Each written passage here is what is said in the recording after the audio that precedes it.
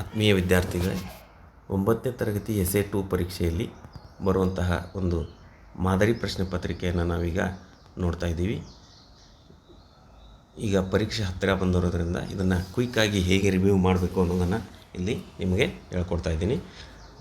ಮೊದಲಿಗೆ ಈ ಕೆಳಗಿನವುಗಳಲ್ಲಿ ಅಭಾಗಲಬ್ಧ ಸಂಖ್ಯೆಯು ಅಂತ ಇದೆ. ಆಪ್ಷನ್ಗಳನ್ನು ಕೊಟ್ಟಿದ್ದಾರೆ.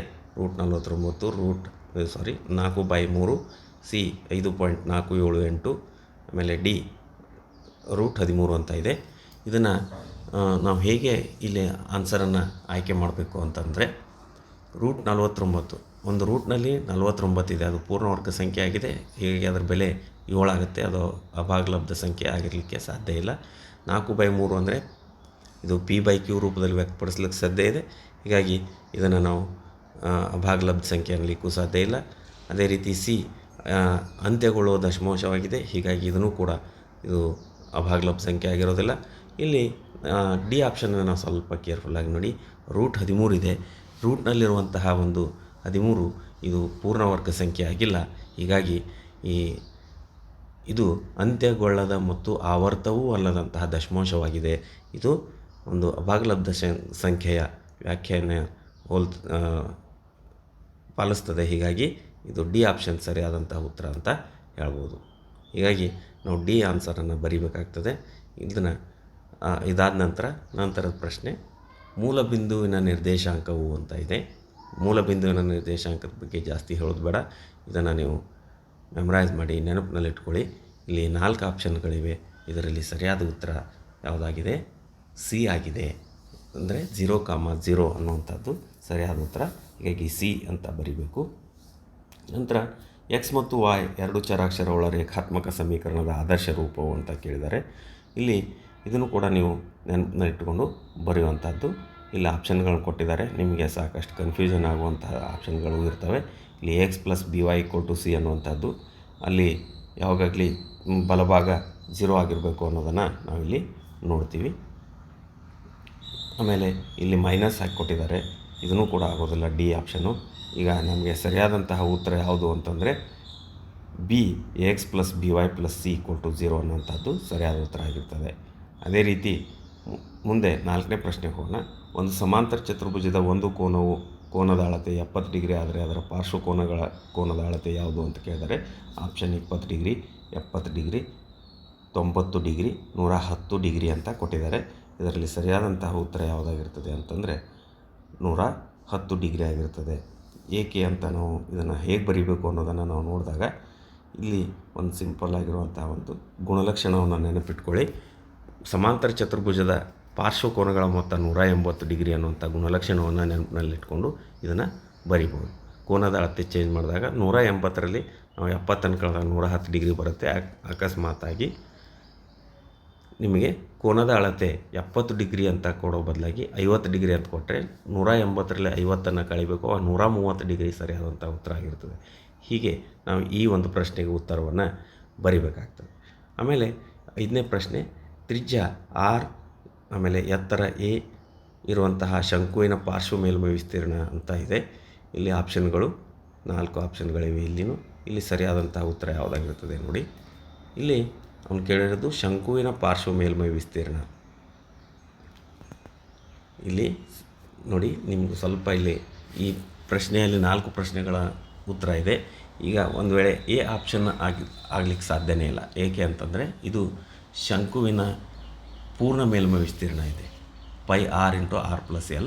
ಆಮೇಲೆ B ಆಪ್ಷನನ್ನು ನೋಡಿದಾಗ 2πrl ಅನ್ನುವಂಥದ್ದು ಇದನ್ನು ಕೂಡ ಆಗಿರಲಿಕ್ಕೆ ಸಾಧ್ಯ ಇಲ್ಲ. ಆಮೇಲೆ D ಇದನ್ನೂ ಸಹಿತ ಆಗಿರಲಿಕ್ಕೆ ಸಾಧ್ಯ ಇಲ್ಲ. ಆಮೇಲೆ D ಏನಾಗಿದೆ, ಇಲ್ಲಿ πrl ಅಂತ ಇದೆಯಲ್ಲ, ಇದು ಶಂಕುವಿನ ಪಾರ್ಶ್ವ ಮೇಲ್ಮೈ ವಿಸ್ತೀರ್ಣ ಆಗಿರ್ತದೆ. ಹಾಗಾಗಿ ನಾವಿಲ್ಲಿ D πrl ಅನ್ನುವಂಥದ್ದು ಸರಿಯಾದ ಉತ್ತರ ಅಂತ ಹೇಳ್ಬೋದು.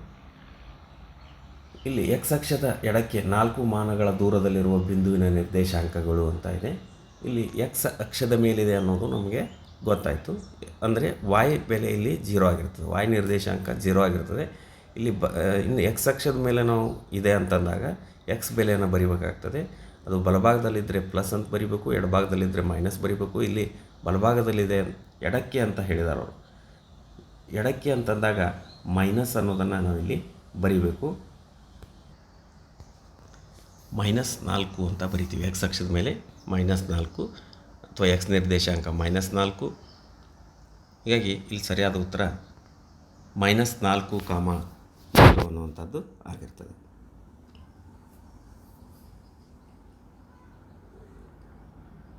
ಇನ್ನು 3, -5 ಯಾವ ಚತುರ್ಥಕದಲ್ಲಿ ಬರುತ್ತದೆ ಅಂತ ಕೇಳಿದ್ದಾರೆ ಅವರು. ಈಗ ಪ್ಲಸ್ ಮೈನಸ್ ಇದೆ. ಪ್ಲಸ್ ಇದ್ದರೆ 1ನೇ ಚತುರ್ಥಕ, ಪ್ಲಸ್ ಇದ್ದರೆ 2ನೇ ಚತುರ್ಥಕ, ಮೈನಸ್ ಇದ್ದರೆ 3ನೇ ಚತುರ್ಥಕ. ಇಲ್ಲಿ ಪ್ಲಸ್ ಮೈನಸ್ ಇದೆ, ಹೀಗಾಗಿ ಇದು 4ನೇ ಚತುರ್ಥಕದಲ್ಲಿ ಬರ್ತದೆ ಅನ್ನೋದನ್ನು ನಾವಿಲ್ಲಿ ನೋಡ್ತೀವಿ. ನಂತರ 2 ಅಂತ್ಯ ಬಿಂದುಗಳನ್ನು ಹೊಂದಿರುವಂತಹ ರೇಖೆಯ ಒಂದು ಭಾಗವನ್ನು, ಸರಳ ರೇಖೆಯ ಒಂದು ಭಾಗವನ್ನು ನಾವು ಏನಂತ ಕರಿತೀವಿ ಅಂತ ಕೇಳಿದರೆ, ಹೆಸರಿಸಿ ಅಂತ ಹೇಳಿದರೆ ಇದು ರೇಖಾಖಂಡ ಆಗಿರ್ತದೆ ಅನ್ನೋದನ್ನು ನಾವಿಲ್ಲಿ ಗಮನಿಸ್ತೀವಿ. ಭಾಗಲಬ್ಧ ಸಂಖ್ಯೆಗಳನ್ನು ವ್ಯಾಖ್ಯಾನಿಸಿ ಅಂತ ಇದೆ. ಭಾಗಲಬ್ಧ ಸಂಖ್ಯೆ ಅಂದರೆ ಏನು ಅನ್ನೋದನ್ನು ಬರಿಬೇಕು. ಇದರಲ್ಲಿ 2 ಇಲ್ಲಿ ನಮಗೆ ಡೆಫಿನಿಷನ್ಗಳಿವೆ. ಅದರಲ್ಲಿ ಒಂದು ನಾವಿಲ್ಲಿ ಬರೆದಿದ್ದೀವಿ, P/Q ರೂಪದಲ್ಲಿ ವ್ಯಕ್ತಪಡಿಸಲು ಸಾಧ್ಯವಿರುವ ಸಂಖ್ಯೆಗಳನ್ನು ಭಾಗಲಬ್ಧ ಸಂಖ್ಯೆಗಳು ಎನ್ನುತ್ತಾರೆ ಅಂತ ಬರಿಬೇಕು. ಇಲ್ಲಿ P ಮತ್ತು Qಗಳು ಸಹ ಅವಿಭಾಜ್ಯ ಸಂಖ್ಯೆಗಳಾಗಿರ್ತವೆ ಮತ್ತು Q ಯಾವಾಗಲಿ 0ಗೆ ಸಮ ಆಗಿರಬಾರ್ದು ಅನ್ನೋಂಥ ಒಂದು ಕಂಡೀಷನ್ ಇದೆ. ಅದನ್ನು ಸಹಿತ ನಾವಿಲ್ಲಿ ಮೆನ್ಷನ್ ಮಾಡಬೇಕು. ಇಲ್ಲ ಅಂತಂದರೆ ಅಂತ್ಯಗೊಳ್ಳುವ ದಶಮಾಂಶಗಳನ್ನು ಮತ್ತು ಅಂತ್ಯಗೊಳ್ಳದ ಆವರ್ತ ದಶಮಾಂಶಗಳನ್ನು ನಾವು ಭಾಗಲಬ್ಧ ಸಂಖ್ಯೆಗಳು ಎನ್ನುತ್ತೇವೆ ಅನ್ನೋದನ್ನು ಸಹಿತ ನಾವಿಲ್ಲಿ ಬರಿಬೋದು. ಈಗ ನಂತರ ನೋಡಿ 2 ಅಂಕದ ಪ್ರಶ್ನೆಗಳು. ಸಮಾಂತರ ಚತುರ್ಭುಜದ ಯಾವುದಾದರೂ 2 ಗುಣಲಕ್ಷಣಗಳನ್ನು ಬರೆಯಿರಿ ಅಂತ ಇದೆ. ಸಮಾಂತರ ಚತುರ್ಭುಜದ ಹಲವಾರು ಗುಣಲಕ್ಷಣಗಳಲ್ಲಿ ಯಾವುದಾದ್ರೂ 2 ಬರೀರಿ. ನಾನು ಇಲ್ಲಿ 3 ಬರೆದಿದ್ದೀನಿ, ಅದರಲ್ಲಿ ನೀವು ಯಾವುದಾದ್ರೂ 2 ಬರಿಬೋದು. ಸಮಾಂತರ ಚತುರ್ಭುಜದ ಅಭಿಮುಖ ಬಾಹುಗಳು ಸಮವಾಗಿರುತ್ತವೆ. ಸಮಾಂತರ ಚತುರ್ಭುಜದ ಅಭಿಮುಖ ಕೋನಗಳು ಸಮವಾಗಿರುತ್ತವೆ. ಇಲ್ಲಿ ಬೇಕಂದರೆ ಇನ್ನೊಂದನ್ನು ಸೇರಿಸ್ಬೋದು. ಸಮಾಂತರ ಚತುರ್ಭುಜದ ಪಾರ್ಶ್ವ ಕೋನಗಳ ಮೊತ್ತ 180 ಡಿಗ್ರಿ ಆಗಿರುತ್ತದೆ ಅನ್ನೋದನ್ನು ಸೇರಿಸ್ಬೋದು. ಆಮೇಲೆ ಕರ್ಣಗಳಿಗೆ ಸಂಬಂಧಪಟ್ಟ ಹಾಗೆ ಸಮಾಂತರ ಚತುರ್ಭುಜದ ಕರ್ಣಗಳು ಪರಸ್ಪರ ಅರ್ಧಿಸುತ್ತವೆ ಅನ್ನೋದನ್ನು ಬರೀರಿ. ಇಲ್ಲಿ 2 ಅಂಕದ ಪ್ರಶ್ನೆ. 0.333 ಅನ್ನು P/Q ರೂಪದಲ್ಲಿ ವ್ಯಕ್ತಪಡಿಸಿ ಅಂತ ಇದೆ. ಇನ್ನು 0.3 ಬಾರ್ ಅನ್ನು ಅಂತಲೂ ಕೊಡ್ಬೋದು. ಈಗ ನೋಡಿ ಉತ್ತರ. ಇದನ್ನು ಯಾವ ಒಂದು ದಶಮಾಂಶವನ್ನು ಕೊಟ್ಟಿದ್ದಾರೆ ಅದನ್ನು ಎಕ್ಸ್ ಅಂತ ನಾವು ತೊಗೊಳ್ಬೇಕು. ಹೀಗಾಗಿ x = 0.3333 ಇದು ಆಗಿರಲಿ, ಎಕ್ಸ್ ಆಗಿರಲಿ ಅಂತ ಬರೀಬೇಕು. ನಂತರ ಇದಕ್ಕೆ 10ರಿಂದ ಗುಣಿಸ್ಬೇಕು. ಯಾಕಂದರೆ ಪಾಯಿಂಟ್ ನಂತರ ದಶಮಾಂಶದ ನಂತರ 3 ರಿಪೀಟ್ ಆಗ್ತಾಯಿದೆ. ಒಂದು ಸ್ಥಾನನೇ ರಿಪೀಟ್ ಆಗ್ತಾಯಿದೆ, ಮೊದಲನೇ ಸ್ಥಾನನೇ. ಹೀಗಾಗಿ ಇಲ್ಲಿ 10ರಿಂದ ಗುಣಾಕಾರ ಮಾಡಬೇಕು. ಮಾಡಿ ಅದರಲ್ಲಿ ಮೊದಲು ತೊಗೊಂಡಿರುವಂಥ ಎಕ್ಸನ್ನು ನಾವಿಲ್ಲಿ ಕಳಿಬೇಕು. ಕಳೆದಾಗ ನಮಗೆ 9x = 3.000 ಅಂತ ಬರ್ತದೆ. 3.00 ಅಂತಂದಾಗ ಅದು 3ಕ್ಕೆ ಸಮ. 9x = ಅಂತ ಬರ್ತದೆ. 9x = 3 ಅಂತ ಬರ್ತದೆ. ಆಮೇಲೆ x = 3/9 ಅಂತ ನಾವಿಲ್ಲಿ ಈಗ ನೋಡಿ, ಇಲ್ಲಿ ಛೇದ ಹೋಗ್ತಿದ್ರೆ ಛೇದ ಹೊಡಿಬೇಕು. ಇಲ್ಲಿ 3x = 3/9 ಅಂತ ಇದೆ. ಈಗ 3ರಿಂದ ಛೇದ ಹೋಗ್ತದೆ. 3 1 3 ಹೀಗಾಗಿ ಇದು 1/3 ಅಂತ ನಮಗೆ ಉತ್ತರ ಸಿಗ್ತದೆ. x = 1/3. ಹೀಗಾಗಿ ನಾವು 0.3333 ಇದನ್ನು ನಾವು 1/3 ಅಂತ ಬರಿಬೋದು ಅನ್ನೋದನ್ನು ನಾವಿಲ್ಲಿ ನೋಡ್ತೀವಿ. ನೋಡಿ, ಈಗ 0.333 = 1/3 ಅಂತ ಬರೀಬೋದು.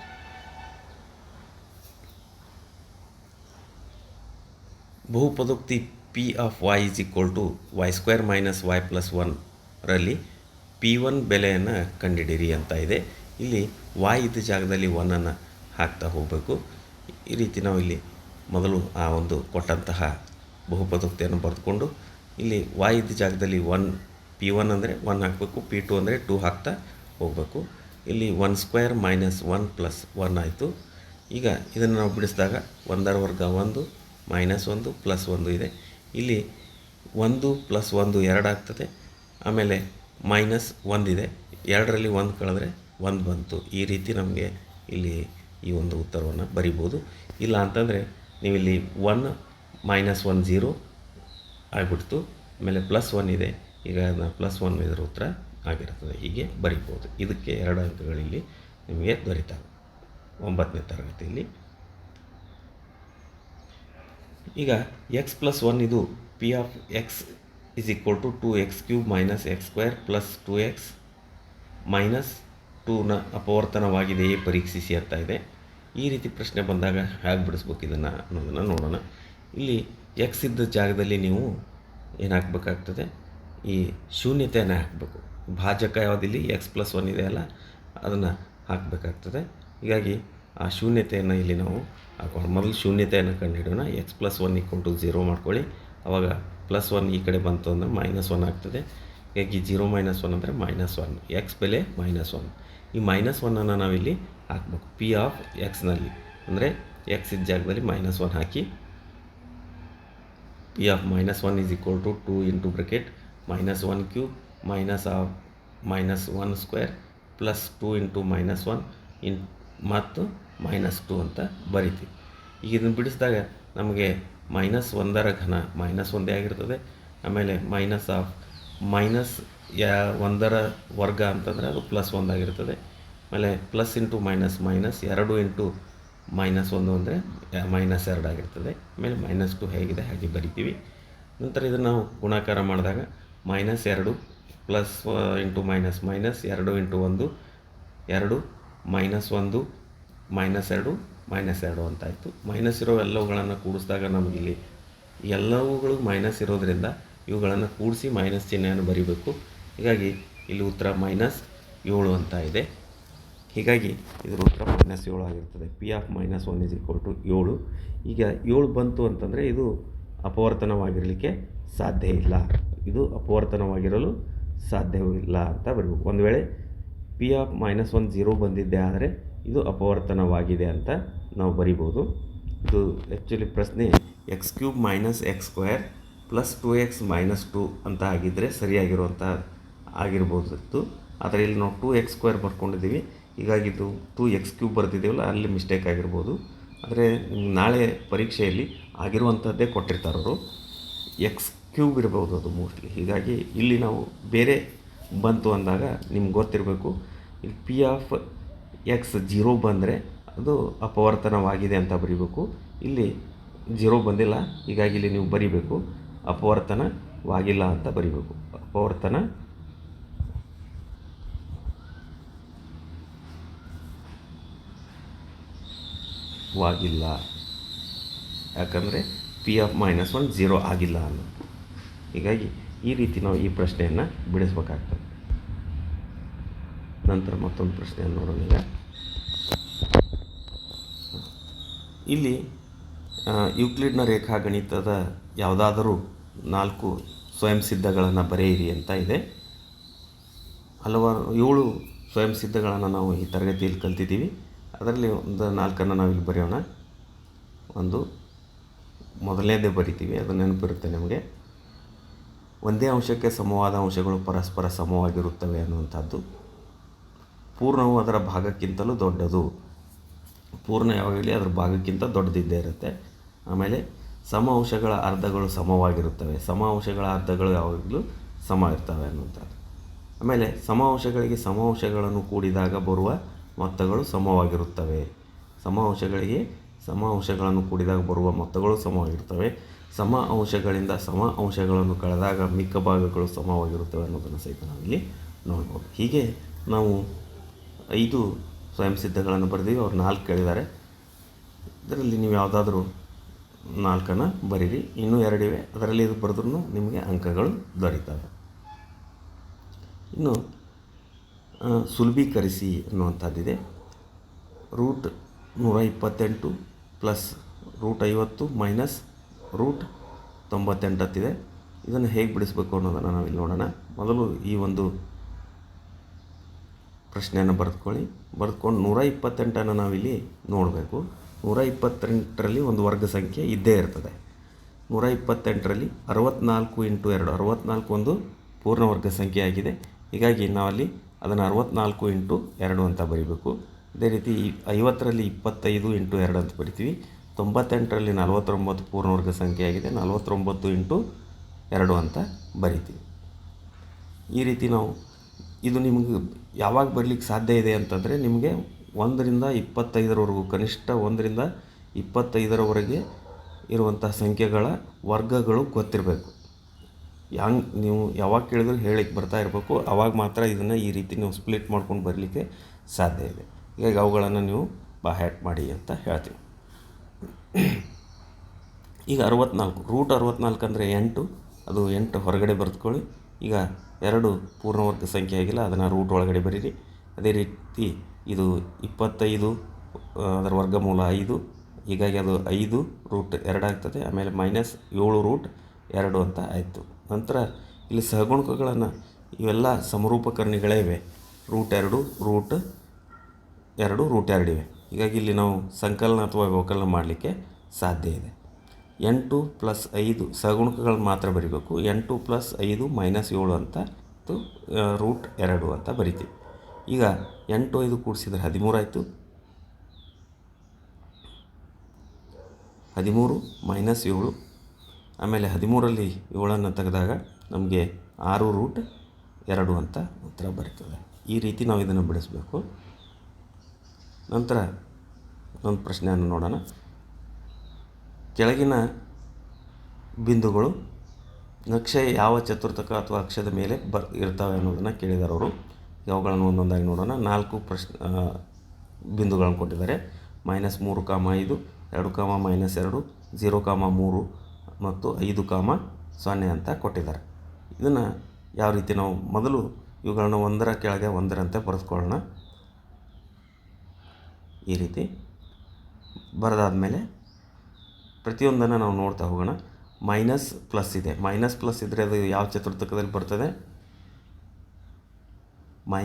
ಪ್ಲಸ್ ಅದು ನೋಡಿ 2ನೇ ಚತುರ್ಥಕದಲ್ಲಿ ಬರ್ತದೆ. ಆಮೇಲೆ ಪ್ಲಸ್ ಮೈನಸ್ ಇದ್ದರೆ ಅದು 4ನೇ ಚತುರ್ಥಕದಲ್ಲಿ ಬರ್ತದೆ ಅನ್ನೋದನ್ನು ನೋಡ್ತೀವಿ. 4ನೇ ಚತುರ್ಥಕ. ಇನ್ನು ಯಾವುದಾದ್ರೂ ಒಂದು ನಿರ್ದೇಶಾಂಕ 0 ಇದ್ದರೆ ಅದು ಅಕ್ಷದ ಮೇಲೆ ಇರುತ್ತದೆ. ಅಕ್ಷದ ಮೇಲೆ ಇರುತ್ತೆ. ಹೀಗಾಗಿ ಈ ಕೆಳಗಿನ 2 ಬಿಂದುಗಳಲ್ಲಿ 0 ಇದ್ದೇ ಇದೆ. ಹೀಗಾಗಿ ಅಕ್ಷದ ಮೇಲೆ ಬರುತ್ತೆ. ಇಲ್ಲಿ y ನಿರ್ದೇಶಾಂಕ ಒಂದು ಸಂಖ್ಯಾ ಮೌಲ್ಯವನ್ನು ಹೊಂದಿದೆ. ಹೀಗಾಗಿ ಅದು y ಅಕ್ಷದ ಮೇಲಿದೆ ಅಂತ ನಾವಿಲ್ಲಿ ಹೇಳ್ತೀವಿ. y ಅಕ್ಷದ ಮೇಲಿರ್ತದೆ. ಈಗ x ಅಕ್ಷದ ಮೇಲೆ ಒಂದು ಸಂಖ್ಯಾ ಮೌಲ್ಯ ಇದೆ 5 ಅಂತ. ಹೀಗಾಗಿ ಅದು x ಅಕ್ಷದ ಮೇಲೆ ಇರ್ತದೆ ಅನ್ನೋದನ್ನು ಗುರುತಿಸ್ಬೇಕು. ಈ ರೀತಿ ನಾವು ಇದನ್ನು ಪತ್ತೆ ಹಚ್ಚಬೇಕು. ನಂತರ ನಿತ್ಯ ಸಮೀಕರಣ ಉಪಯೋಗಿಸಿ ಅಪವರ್ತಿಸಿ ಅಂತ ಒಂದು ಪ್ರಶ್ನೆ ಬಂದಿದೆ ನೋಡಿ. ಇಲ್ಲಿ ಒಂದು 8x³ + 27y³ + 36x² + 54xy² ಅಂತ ಇದೆ. ಇದನ್ನು ನಾವು ಇಲ್ಲಿ y ಒಂದು ಎಕ್ಸ್ಟ್ರಾ ಆಗಿದೆ, ಅದನ್ನು ಬರೆಯಬಾರ್ದಾಗಿತ್ತು. ಇಲ್ಲಿರುವಂಥ y ಇದು ಎಕ್ಸ್ಟ್ರಾ ಇದೆ, ಅದನ್ನು ಬರಿಬಾರ್ದಾಗಿತ್ತು, ಇರಲಿ. ಈಗ ನೋಡಿ, ಇದನ್ನು ನಾವು ಮೊದಲು ಕ್ಯೂಬ್ಗಳಿವೆ ನೋಡಿ. ಕ್ಯೂಬ್ಗಳಿರೋದ್ರಿಂದ ನಾವು ಇದನ್ನು ಈ ರೀತಿ ಬರಿತೀವಿ. 8x³ ನಾವು a³ ರೂಪದಲ್ಲಿ ಬರಿತೀವಿ. ಹೀಗಾಗಿ ಅಲ್ಲಿ 2x³ ಆಗ್ತದೆ. ಆಮೇಲೆ ಪ್ಲಸ್ 27y³ ನಾವು 3y³ ಅಂತ ಬರಿಬೋದು. ಇದರಿಂದ ನಮಗಿಲ್ಲಿ ಗೊತ್ತಾಗ್ತದೆ ಇದು ಎದ ಬೆಲೆಯಲ್ಲಿ 2x, ಆಮೇಲೆ ಬಿದ ಬೆಲೆ 3y ಅಂತ ಗೊತ್ತಾಗ್ತದೆ. ಅದನ್ನು ನಾವು ಸ್ಪ್ಲಿಟ್ ಮಾಡಿ ಬರೀತಾ ಹೋದ ಹಾಗೆ 3 × 2x³ ಮತ್ತು 3y ಇಲ್ಲಿ ಸಿಕ್ಕಿರುವಂಥವುಗಳನ್ನೇ ರಿಪೀಟ್ ಮಾಡಬೇಕು. ಇಲ್ಲಿ 2x² ಆಯಿತು. ಅದೇ ರೀತಿ ಇಲ್ಲಿ 3 × 2x + 3y² ಅಂತ ಆಗ್ತದೆ. ಹೀಗಾಗಿ ನಾವಿಲ್ಲಿ ಇದನ್ನು ಈ ರೀತಿ ಗುರುತಿಸ್ಕೋಬೇಕು. ಸ್ವಲ್ಪ ಅಭ್ಯಾಸ ಮಾಡಿದಾಗೆ ಇದು ಗೊತ್ತಾಗ್ತದೆ, ಒಮ್ಮೆಲೆ ಗೊತ್ತಾಗೋದಿಲ್ಲ. ಇದು a³ + b³ + 3a² b + 3ab² ರೂಪದಲ್ಲಿದೆ. ಇದರ ಉತ್ತರ a + b³ ಅನ್ನುವಂಥ ನಿತ್ಯ ಸಮೀಕರಣವನ್ನು ಬಳಸ್ಕೊಂಡಾಗ ಬರ್ತದೆ. ಈಗ ನಮಗಿದರಿಂದ a ಮತ್ತು b ಬೆಲೆಗಳನ್ನು ನಾವು ಬರಿಬೇಕು. ಎದ ಬೆಲೆ ಇಲ್ಲಿ ಏನಾಗಿರ್ತದೆ ನೋಡಿ, ಈ ಒಂದು ಬಾಕ್ಸ್ನಲ್ಲಿ ನೋಡಿ. ಬಾಕ್ಸ್ನಲ್ಲಿ ನೋಡಿದಾಗ ನಮ್ಗೆ ಗೊತ್ತಾಗುತ್ತೆ ಎ ಇದ್ದ ಜಾಗದಲ್ಲಿ 2x ಅಂತ ಬರಿಬೇಕು. ಹೀಗಾಗಿ ಇಲ್ಲಿ ಎದ ಬೆಲೆ ಏನಾಗಿರ್ತದೆ 2x ಅಂತ ಬರಿತೀವಿ. ಅದೇ ರೀತಿ ಇಲ್ಲಿ ನೋಡಿ, ಈಗ ಈ ಬಾಕ್ಸಲ್ಲಿ ನೋಡಿ ಎರಡನೇ ಬಾಕ್ಸು, ಇಲ್ಲಿ ಬಿ ಜಾಗದಲ್ಲಿ 3y ಅಂತ ನಮಗೆ ಸ್ಪಷ್ಟವಾಗಿ ಗೊತ್ತಾಗ್ತದೆ. ಹೀಗಾಗಿ B is equal to 3y ಅಂತ ಬರೀಬೇಕು. ಈಗ ನಮಗೆ ಎ ಮತ್ತು ಬಿ ಬೆಲೆಗಳು ಗೊತ್ತಾದ ನಂತರ ಈ ಸೂತ್ರದಲ್ಲಿ A plus B whole cube ಸೂತ್ರದಲ್ಲಿ ಆ ಬೆಲೆಗಳನ್ನ ಹಾಕಿಬಿಟ್ರೆ ಇದನ್ನು ಅಪವರ್ತಿಸಿದಾಗೆ ಆಗುತ್ತೆ ಅಂತ ಹೇಳ್ತೀವಿ. ನೋಡಿ ಇಲ್ಲಿ ಅದಕ್ಕಾಗಿ ನಾವು ಇದನ್ನು ಕೊಟ್ಟ ಲೆಕ್ಕವನ್ನು ಹಾಗೆ ಬರ್ಕೋತೀವಿ. 8x³ ಬಲಭಾಗವನ್ನು 8x³ plus 27y³ plus 36x² plus 54xy² is equal to ಏನಂತ ಬರೀತೀವಿ ನಾವು ಇಲ್ಲಿ 2x plus 3y. A plus B ಜಾಗದಲ್ಲಿ 2x plus 3y whole cube ಅಂತ ಬರಿತೀವಿ. ಈ ರೀತಿ ನಾವು ಇದನ್ನು ನಿತ್ಯ ಸಮೀಕರಣ ಉಪಯೋಗಿಸಿ ಅಪವರ್ತಿಸೋದು.